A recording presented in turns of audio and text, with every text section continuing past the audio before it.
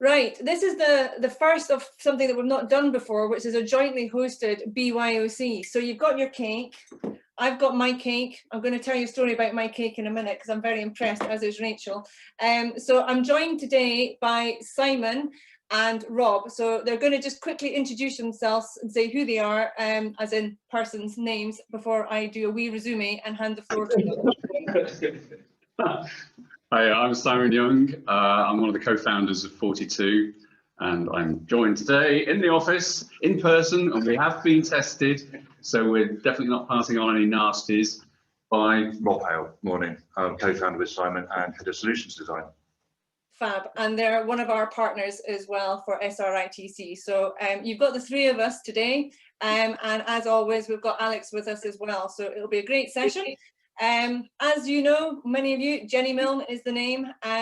We are recording this session because I know quite a few of you actually watch this online afterwards, so thank you very much. But do use the chat box to introduce yourself. And I'm also going to say, if you get bored, want to fall asleep, do something different, there is a link in that chat box for the survey for the gathering that we're having. So I'll come to that at the end, but do spend 2 minutes just filling that in. It'd be really appreciated.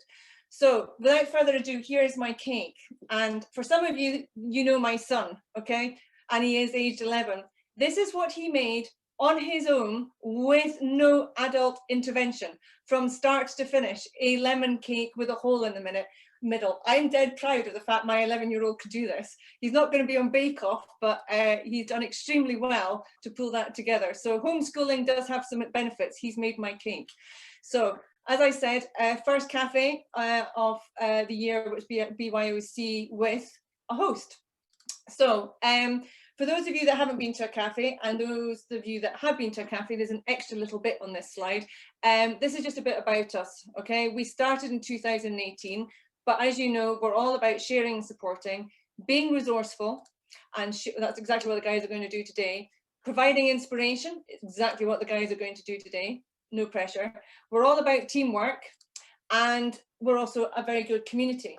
And all of this bundled together meant that we actually went last week to the Scottish Rural Parliament and we hosted the transport section for the rural mobility, and all my musketeers came along. I was really grateful, and then there was those that joined the musketeers to help run the workshops. So we will be producing an output from the Scottish Rural Parliament for them, and we can circulate it amongst everybody here. So we are a really growing community, going from strength to strength, which is fantastic.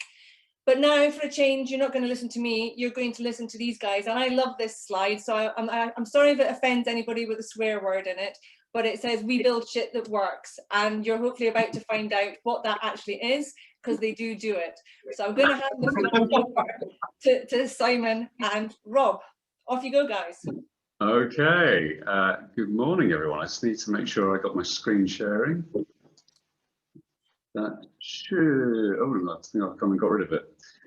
Bear with me. No, you're there. You're there. Oh, I'm there? Oh, good. Okay. I'm going to eat cake, so it's over to you. So thanks for inviting us along for this, Jenny. It's a good opportunity for us to talk about something that's actually quite dear to our hearts, and that is obviously because we live in rural counties, we actually want to be involved in solving some of the challenges that are facing local authorities and us as communities. Yeah, communities. So we're just going to go through very, very briefly who we are and some of the things that we've been doing that we think are of interest for you. Then we're going to talk about two very specific projects, so the DFT Rural Transport project and Innovation Nation. And then we want to float an idea by all of you in terms of something we're calling We Are Rural, but we'll get onto that in a second. This picture is 5 minutes walk from my house. This is my dog walk place. I was there this morning. Didn't look like that this morning, unfortunately. It's just mud fields at the moment. But it does show that we are actually living in a rural environment ourselves. We're not. We don't live in a city. So Rob's got quite a large garden, I'd say, or small freeholding with quite a few sheep and others and horses and things. So and chickens, I believe, as well. Just about everything you can have bar pigs at the moment. They're coming in 3. Okay. So 42, we're a solutions architect company based in Oxfordshire. We have been specialising in co-creating solutions with local government to address a whole range of issues, which I'll show you in a second. We're very solution agnostic in the approach that we take. So we don't try and force fit a solution that we found onto a problem that we're investigating. We do it the other way around. We try and understand the problem first and then design what the right solution should be. Everything that we do, we try to ensure that it's got really positive environmental, social and economic impacts. That's really important to us. Yeah. And we have the capability both in-house and with the wider, we call it ecosystem of people that we work with, to be able to address pretty much any problem with people who are specialists in their field. And one member of our team, for example, is a low carbon engineering guru. That's Sally Pawlowski. She's one of 50. What was the award she got last year? She got an award last year for. We've got it here. She was one of the top 50 women in engineering 2020.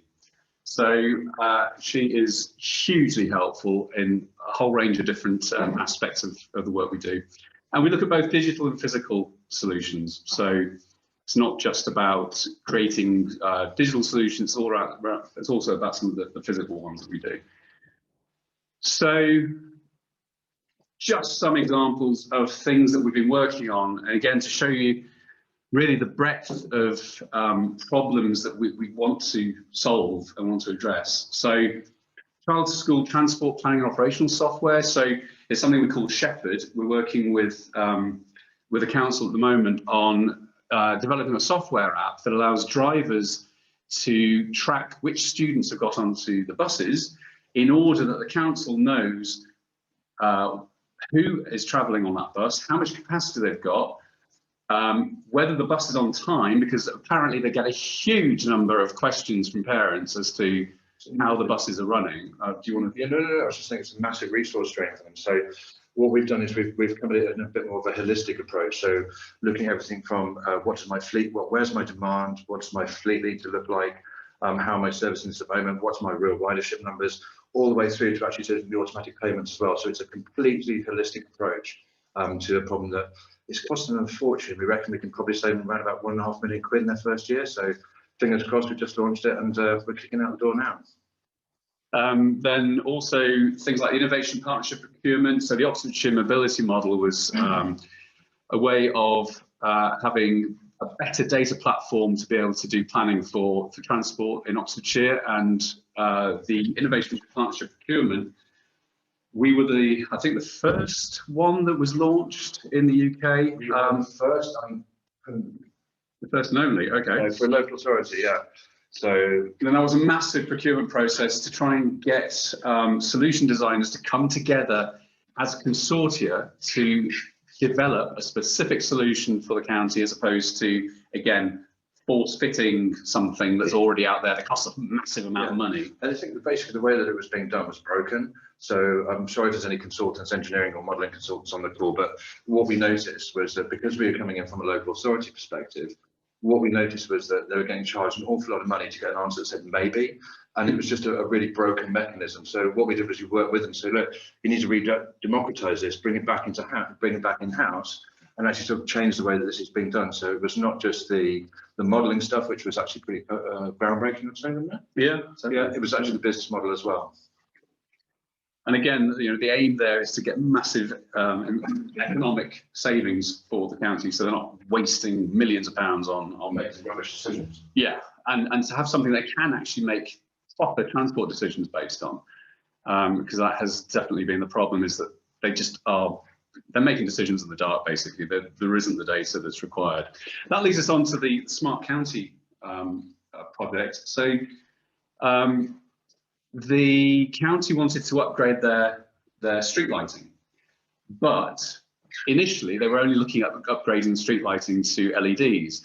But you've got this potential network of masts with sensors, and you could put 5G networking on that, you can have Wi-Fi, you can have anything you want. And so rather than wasting that opportunity and just thinking about lighting in order to save some money, the Smart County project was about how can you actually take the money that's available for the street lighting and for other funding sources and connect the county right across the whole area so that you have untold opportunities to be able to communicate data, and you can have new sensors, you can have cheaper cameras, you can have all sorts of stuff that will help not only in a mobility sense, but also for a whole range of other things, such as environmental impact. So you can measure whether the drains, the ditches at the side of the road are clogging with water sensors. You can have a whole bunch of different things. But it's, you know, including things like agri-tech sensors,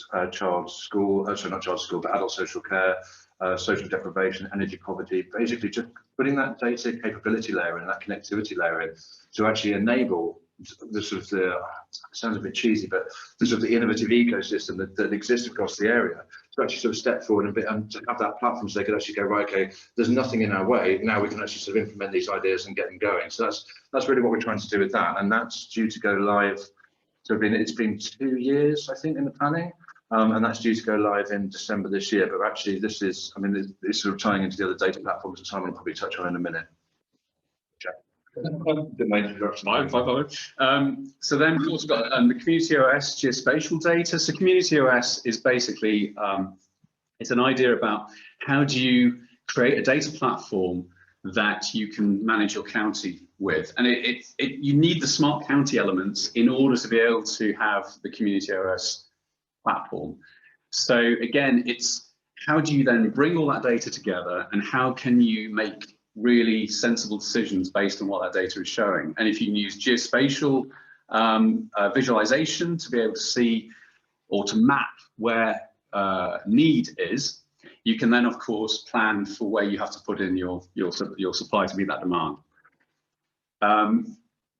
DFT Rural Transport Challenge we'll talk about in a minute. Innovation Nation we'll also talk about in a minute. Then we've got some other things that we've done. These are more, well, some of them are more physical. So the Moss Wall, that's a project we've been working on again with a consortium that includes Oxfordshire County Council and also a low carbon engineering company called EES. And this is basically a prototype, a test that we've put together as part of Staffordshire's ADEPT simulation, I think it's called. Simulate project. Yeah, Simulate Live Labs. They were looking for 5 potential test solutions for air quality improvement and 5 potential test solutions for mobility improvement in the Staffordshire area. And we're awarding grants to 10 companies to take part of that. So the Connected Places Catapult and Amy were running that program. It's still running at the moment. It's been delayed a little bit because of COVID. But our solution for air quality is that Moss has an amazing capacity to take up CO2 and NOx, and also as a particulate filter. Now, the data that we've seen that's been published widely is that a 12 square meter moss wall, so 12 meters squared, sorry, moss wall, can take up the equivalent amount of CO2 as 270 fully grown trees. Now, we need to validate that. So our prototype is a 2-sided moss wall with air sensors within it that can measure the CO2, the nitrogen monoxide and dioxide, the humidity, the particulates, and a whole range of other things I think we're going to be putting in there. It's a self-sustained, freestanding, solar-powered and battery-backed up system with an irrigation system within it. And we are going to be putting that on a roundabout, or just the inside of a roundabout, next to a sheltered accommodation building in Staffordshire, in Burton-on-Trent. And it's an awful air quality area there. I mean, just being there for a few hours, I physically felt ill the following day as a result of the air quality. So we're going to be installing that and running that until November and measuring with our sensors and also our dashboard, understanding exactly just what the changes in air quality are there, and there'll be some other sensors to measure it as well nearby to see what the difference is. Then we're also looking at, we're very much keen on making sure that fleets that are owned by councils and others can have the maximum longevity without having to repurchase new vehicles every so often. So what we're looking there is to figure out how we can help in terms of EV conversion for some of those, and also hydrogen conversion. So we're working on a couple of projects related to fleet conversion, retrofitting, to ensure that those vehicles don't just have a death after a short period of time, because, well, relatively short period of time, that they can actually have extra life coming out of them. We're also looking at hydrogen as a fuel. So how do you use green hydrogen in new housing estates and also for powering vehicles? Then a couple of other things, micro and vertical farming. So we're really keen on trying to bring nutritional food to people in communities where, generally speaking, it's too expensive or too difficult to get to. And obviously with COVID, having local sustainable sources of nutritional value food or high nutritional value food has been crucial. So we're looking, we've developed actually a couple of different solutions for micro farming and vertical farming. So hydroponics, also using FarmBot. So that's Automated farming. thank you. That was the word I was looking for. Automated farming systems to maximise the yield, but in a really small footprint. And the idea is that you could potentially put some of these in not only rural areas, but also in places such as Disaster relief. yes, I was trying to think third world. I was trying to think of, but yeah, areas where there's disaster relief required, because you could put it into a container, for example, and also in the centre of cities, where there's massive amounts of poverty and no access to fresh food. So by having the opportunity to put some of those things in place, we really hope to make a difference in terms of people's food and nutritional values there. I think just to add to that, the reason that project came about was actually a rural tint. So in the village when COVID first hit, well, we were thinking about Brexit, COVID, and how you become more resilient. And it came into about the fact we've got a few thousand sheep in the village. I mean, obviously they're sort of knocking around, but actually there's not enough vegetable, there's not enough nutritional growth, there's not enough of the green growth to actually feed the population of the village. So that's where that sort of project came from. It's been like, we were sort of thinking about the question, what do we need to do to feed this village? And that's where that came about from. And then last one is biodiversity mapping. So that's using technology to understand, and again, the geospatial type of stuff, to understand, what is happening in the environment, how are things changing. So I'm going to go on to just briefly talk about these two projects. So the DFT Rural Transport Project. This really comes under the label of, can data help to address common rural challenges? And the DFT have asked us to work with a range of different councils around the UK. So far, we've only managed to speak to about 5, but we really need some Scottish support on this as well. So we need to speak to some Scottish councils. So hopefully, some of you guys might be able to help us to make those contacts. But what this is, it's a DFT-funded project. They're looking really to try to understand what are some of the key problems and challenges and aspirations around things such as home to school transport, community transport, rural services, active travel. So it's really kind of understanding from local perspectives, what are the issues? What are the common issues? What are some of the things that have been tried? Where's the data coming from that's available? What isn't available? Is there sufficient data to be able to map rural demand for various services? And what are the gaps? So by putting all those together, we hope to be able to at least have a consistent view of what some of the key challenges are, and some of the aspirational solutions that people are looking for. Jenny's already involved in this, woohoo! So it's going to get done. Suggesting we don't build shit at once. And so yeah, if there are any Scottish councils or people representing Scottish councils in this at the moment, then please let us know, because we desperately need to talk to you to go through. It's just a chance to have everyone's voice heard.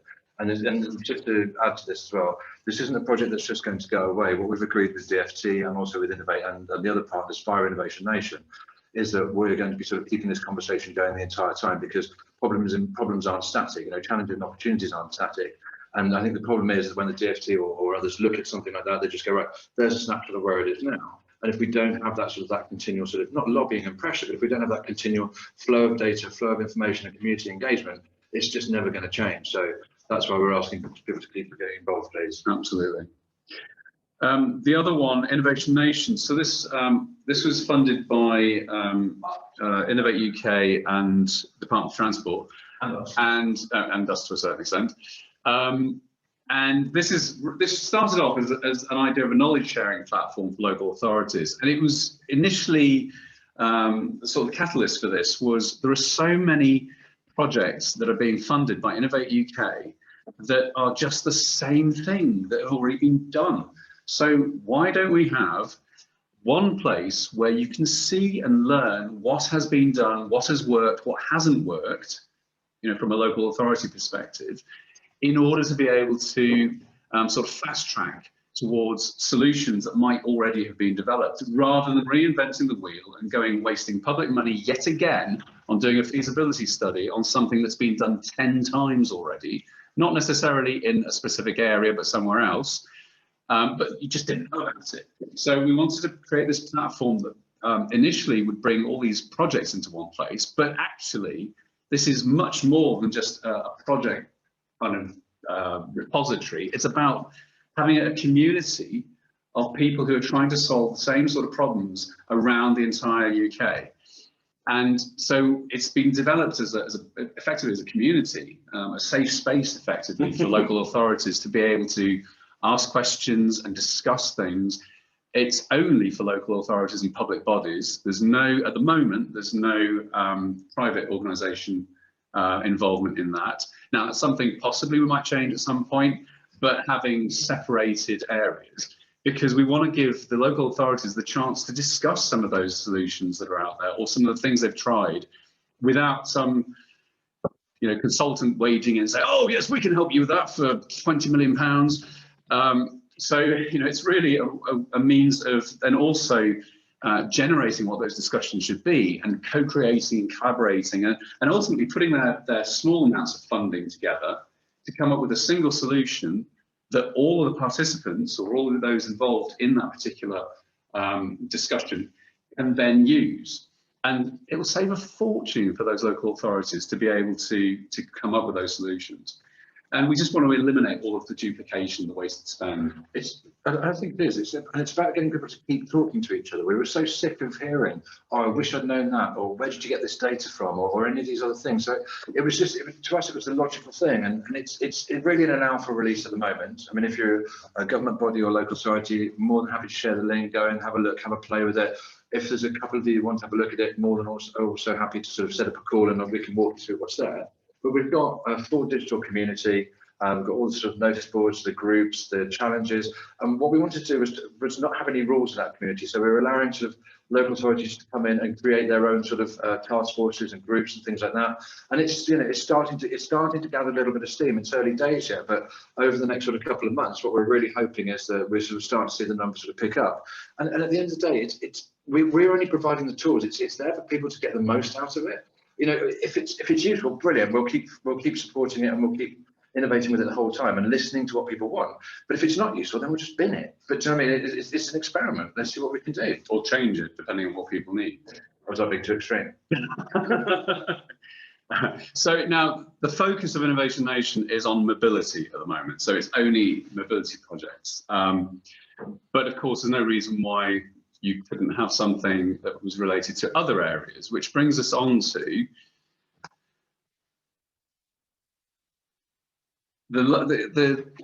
what our thinking is, and this is where we kind of need your help, is couldn't we use some of these platforms, some of these ideas in terms of creating community? I mean, very much as Jenny's doing with this, you know, with the SRITC, creating communities, but to actually go beyond just mobility, because that's some of the things that we've been sort of tasked with, because mobility is the obvious thing. But every time we hear about mobility, it's always related to urban, and we're just so sick and tired of that. You know, we haven't got the same kind of transport systems that cities and towns have got, and you know, you all know that, we know that. So we're thinking, well, mobility just means to an end. It's what about the services that communities need that are currently remote? Why should you have to travel to those services? Why can't you bring those services in? And what about having a platform like Innovation Nation, but for you know, for rural locations to be able to join forces and come up with ideas and identify those challenges, identify some of the sort of the quick wins, share best practice, show the data that's available in some places, because clearly, and share that data, because clearly some places have got a much better handle on the kinds of data you can use to make planning decisions on a whole raft of different things compared to others. So let's try and figure out how we can get the best of those best practices used across all of the different regions. What about finding different investment pots that are around? Because there's money out there to figure out some of this stuff. You just got to know how to find it. And if you can bring those little pots of money together, you've got a bigger pot to be able to solve something that is actually quite substantial and sustainable. Sorry, just to jump in. I think what we're really interested in is taking challenges directly from a community. That community could be B2C, it could be people such as yourselves, it could be whatever. It's just a community. Taking that challenge, working together with the rest of the community to build the solutions, and then saying, right, okay, look, is this a case for government investment? Is this a case for local government investment? Is this a case for private investment? Can we can we fund it? The point I think we were trying to make is what we're interested in doing is if we create this platform that has the data so we can make the right decisions, it has the best practice, it has the knowledge sharing, it has the community aspects, it also has the community engagement aspects, is it useful? Do you think that this would be something that actually might help change things? And that's really what we're interested in today. I mean, you know, and again, as we said with Innovation Nation, we're happy to experiment with it and to try things out if we've got enough sort of support. And then people say, yeah, actually, do you know what? It's worth putting some effort in and let's try it. So yeah, I think that's kind of where we're at. Right? Totally. So we're kind of loosely calling this "We Are Rural," just to be able to hang a name on it. But domain name. Yeah, Rob has a habit of buying loads of domain names for a whole range of different things, and so if he's bought the name, then that's what it's going to be called. So I suppose our questions really are: is something like this existing already? Could it work if it doesn't exist already? If it does work, exist already, does it work? And is it being used? So we'd really like your thoughts and input on whether this is something that could make sense for all of us to try and figure out what are some of the problems that we can solve and how can we do that for as minimal budget as possible, but to make life better for all of us in rural communities. Fab, Simon, you're asking the really easy question on a Friday morning when our brains are fried. I know, but it's not Friday afternoon, so there we go. And the timer on the side says you have 15 seconds left, so you did not badly there. You managed to get that's what that is. Yeah, so I'm actually going to ask Rennie and David to unmute themselves because they've put some comments in the chat about mobility hubs, etc. And I know them both, so they know I pick on people like everybody else. So David and Rennie, you've got the floor to speak to the guys. I'm afraid I missed the last minute because I had a delivery. You know, I got to home working. But yes, so I'm Renee. I'm from Midlands Connect, which is the sort of national transport body for the Midlands. And last year we developed like a rural hub guidance for our local authority partners to really, it sort of encapsulates a sort of threefold thing where you bring services to people, and you bring people to services. And you replace services with, you go into services, travel with digital communications. And so we're working on this draft guidance. Well, the draft is finished, but we're currently piloting it with some of our local authorities to see how they get on following it. So yeah, bringing services into the community is really a big part of reducing the mileage that people need to do to access the service. I just wanted to mention that. And I'm hoping that we'll be able to, or my colleague who's taking over, but unfortunately it's his birthday today, so he couldn't join because he's not working. How rude.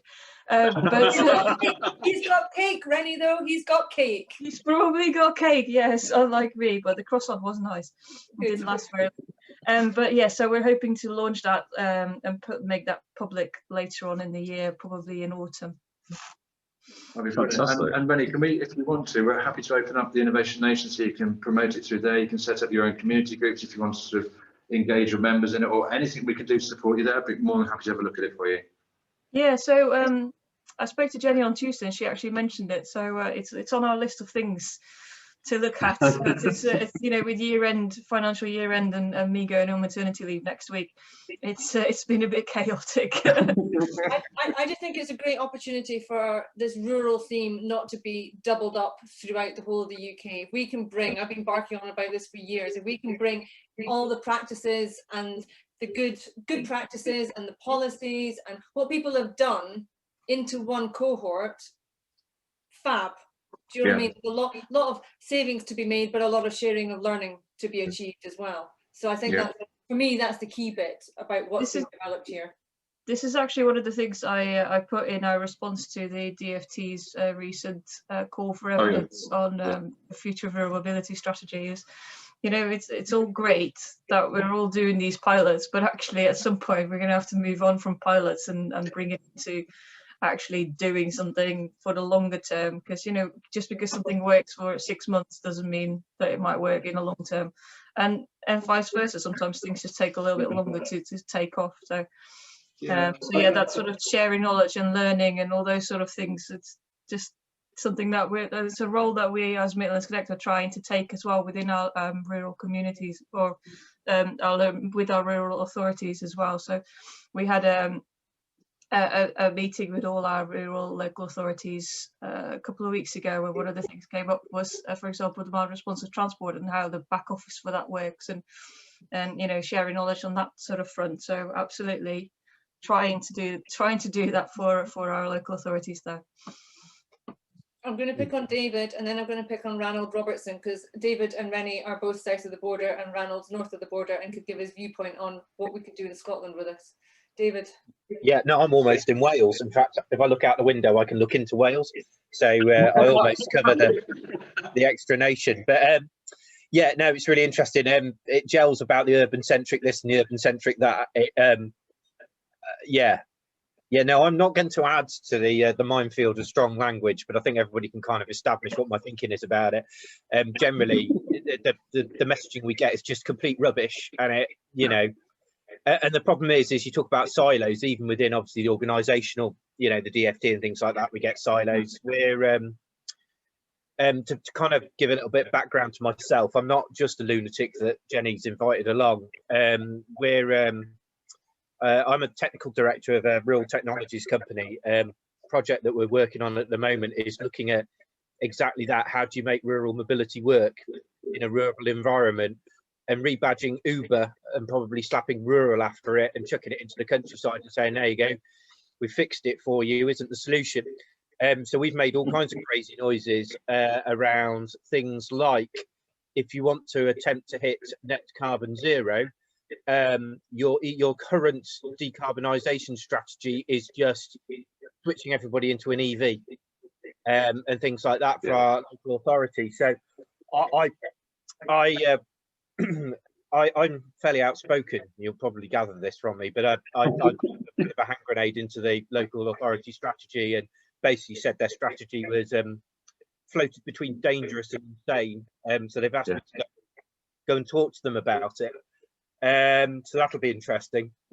But the key thing that I'm getting at with a lot of these things is that the other side of the coin that I have is I work closely with our district council. We have huge problems with deprivation in the Forest of Dean. Yeah. But obviously, as we know, everybody who lives in the countryside is a Range Rover driving and loaded.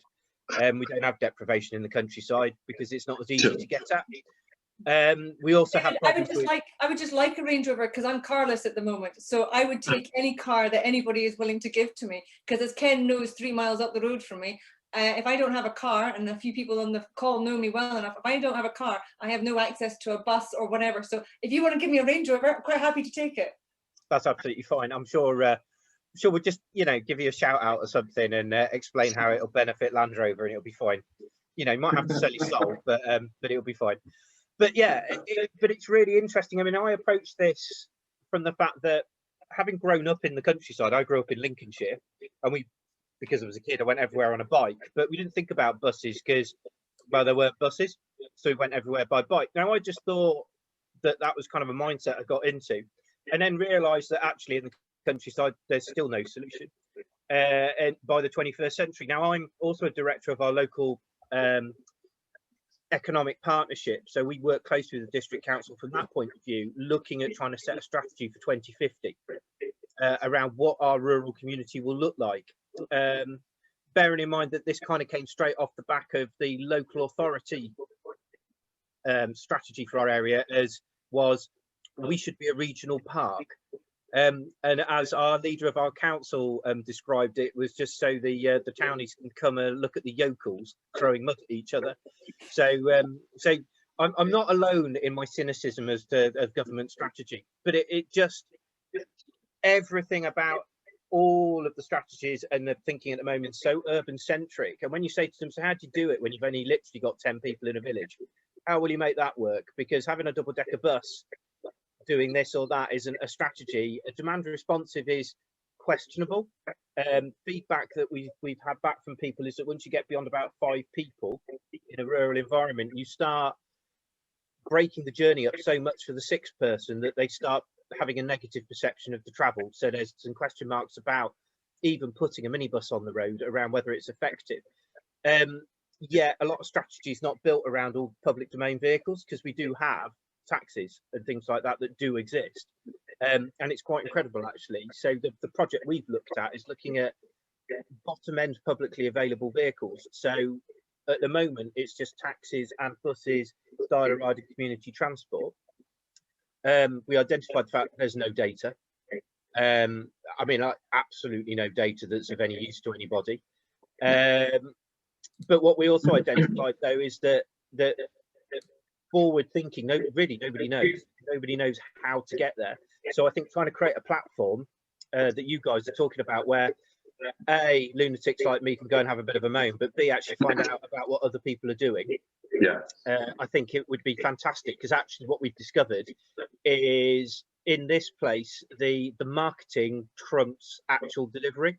So if you go on Google and look for people looking at rural mobility, we get a lot of people with great messaging, but I'm totally uncertain about what it is that they're actually delivering.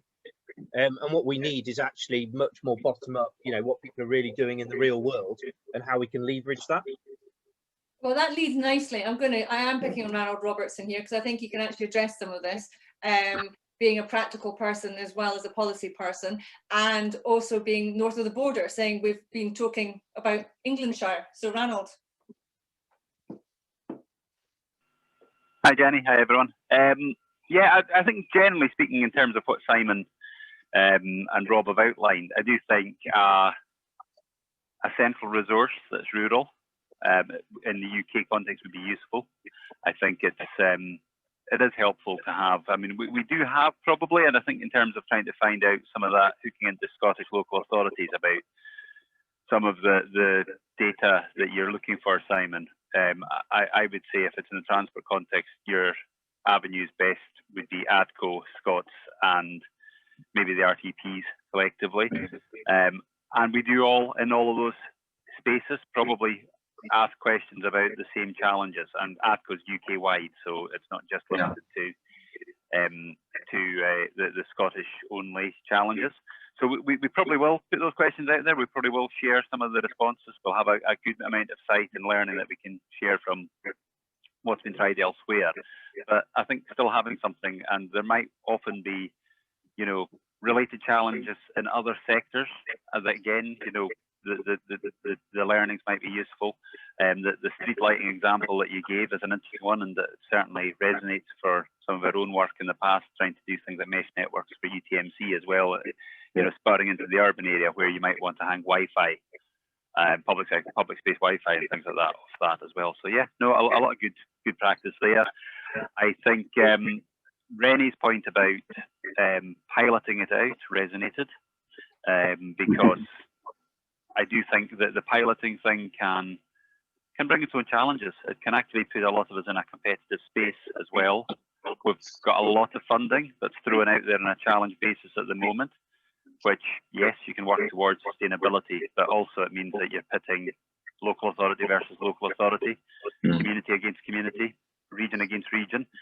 And you know what, sharing in that space isn't necessarily productive, because you might feel as if you're losing your competitive edge, and that shouldn't happen. We should all be trying to, you know, but at the same time, we're not. You know, we're human beings, and we're out for our area, ourselves, whatever, you know, we're looking to do.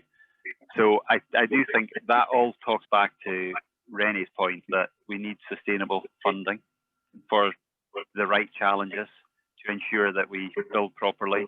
And if we do something on a pilot basis, it's to learn and apply that later everywhere, not to just at best make that sustainable in that area, because that's just building in unfairness. We've seen with the recent Levelling Up Fund in the UK a real reaction in rural UK, certainly in rural Scotland, that this is not fair, it is not right, it is not going to level up, and it is not going to deliver equity where inequity exists. You know, on the positive side, in my region, the Highland Year is included, I think, as a second tier for the Levelling Up Fund. But you know, in GVA terms, that's an area that sits with a 25% lag on the Scottish average, and actually we've already got a significant lag between the Highlands and Islands and the Scottish average, and the Highlands and Islands average, and then we've got that lag on the Scottish average.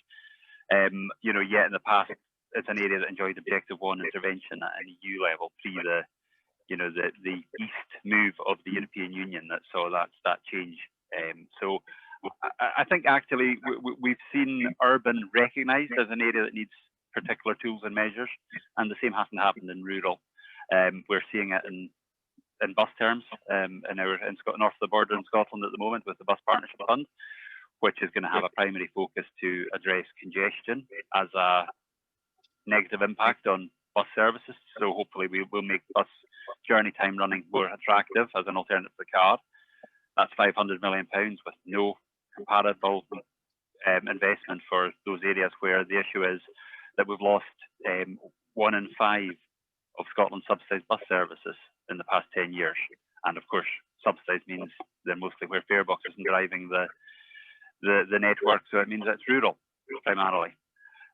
So actually we've seen services get a lot worse, and yet, you know, I really take on the point that DRT can do something, but DRT costs quite a lot at the moment, and if you're going to build in something that costs quite a lot in a system that already doesn't make fare box revenue, it's either going to have to make it an awful lot more efficient to make those savings, or we're going to have to find some funding. And I think actually there's some really great software tools out there in DRT that can make it a lot better. We've got some really good pilot examples of how that's working, but we do need to ensure that becomes sustainable, and it becomes sustainable everywhere.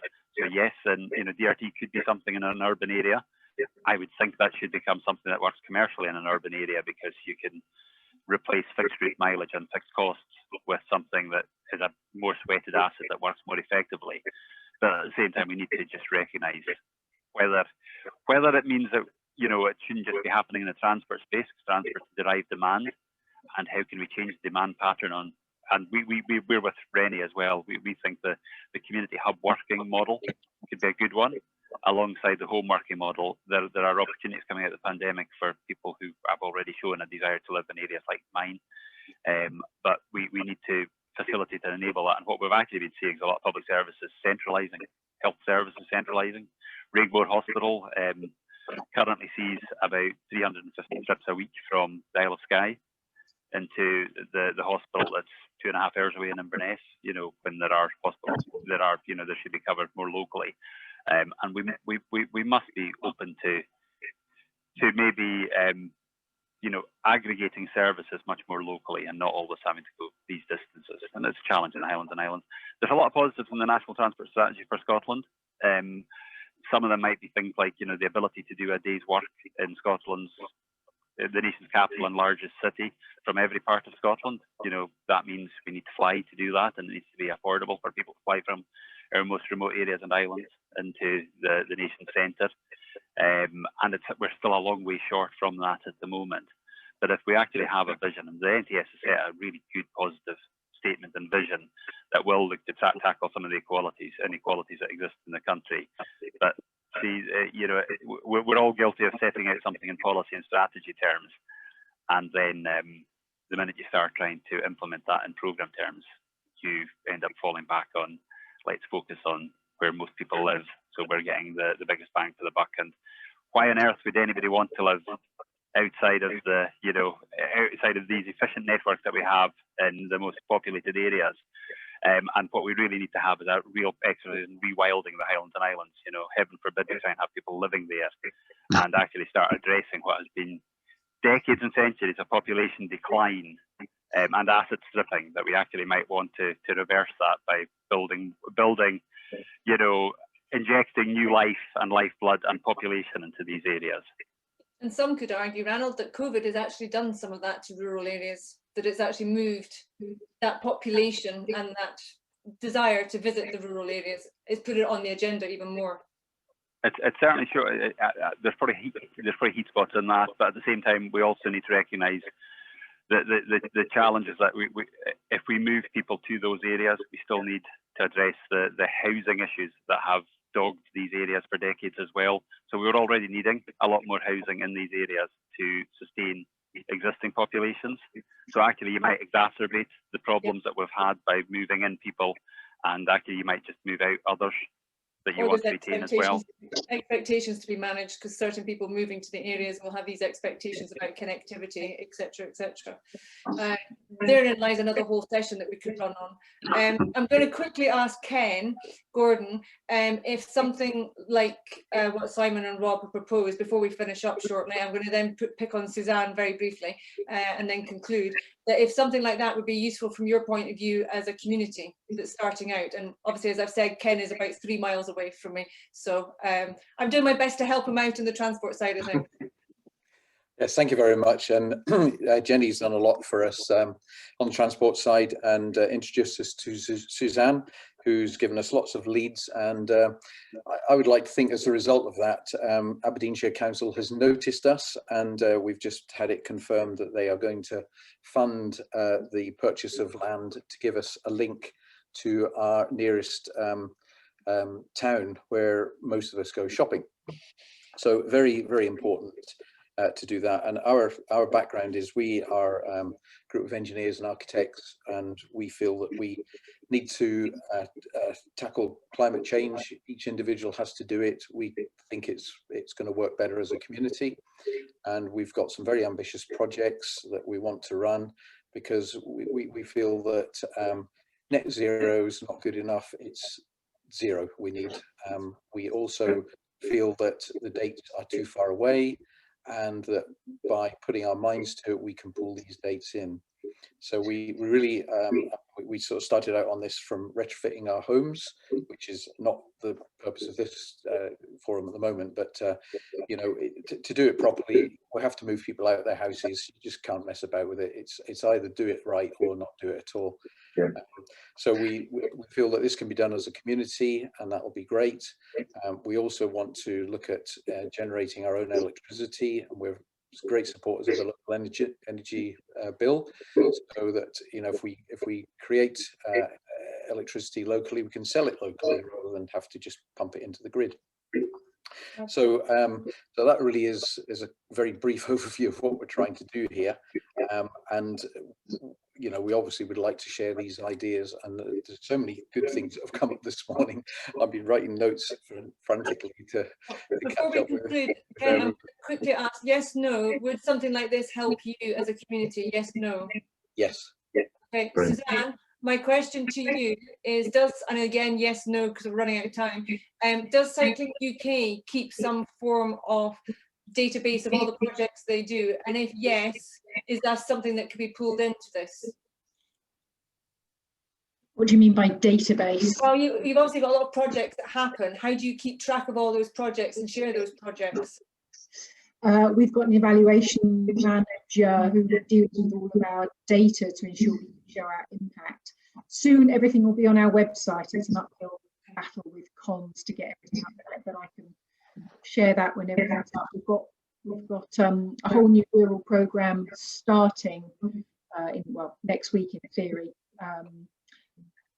And that will be working across 7 rural local authorities. So we want to be in and working with community organisations. We know that cycling isn't the answer to everything, but it can be part of the answer to most things, particularly when you think about e-bikes and e-trikes, and integrating that particularly with bus. So we're going to have more projects, more examples of making things work and working with local authorities on that. So it's a bit of a watch this space at the moment in terms of our work.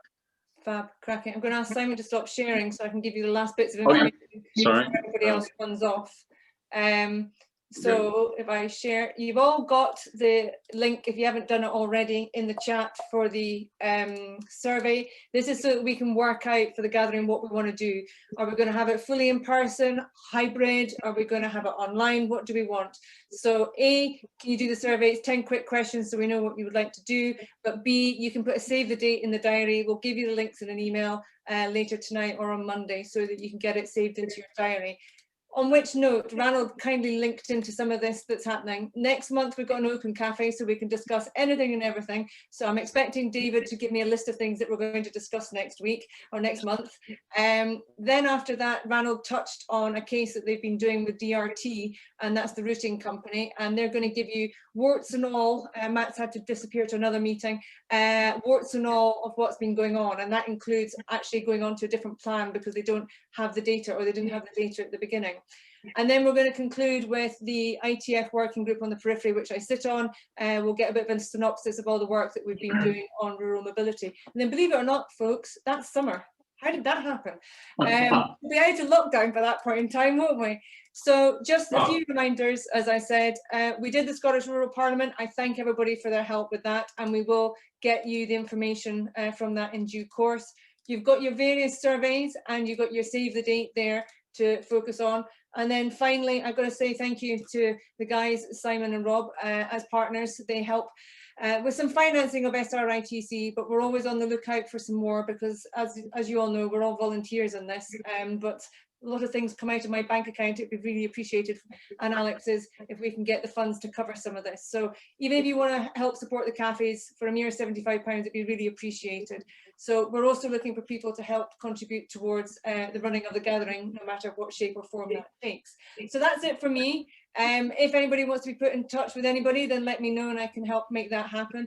The good news for me is that I might actually be able to cycle to my nearest town to get my shopping shortly. So that's going to be a good thing. Rennie, big hug from me. Good luck with baby arriving, and thank you for being a staunch supporter of SRITC. And we will see you in some shape or form with baby. Hacken can do it. You can do it. You can bring him or her along to the cafe. But meanwhile, take care, guys, and have a good weekend. See you later. Bye. Thanks, Jenny.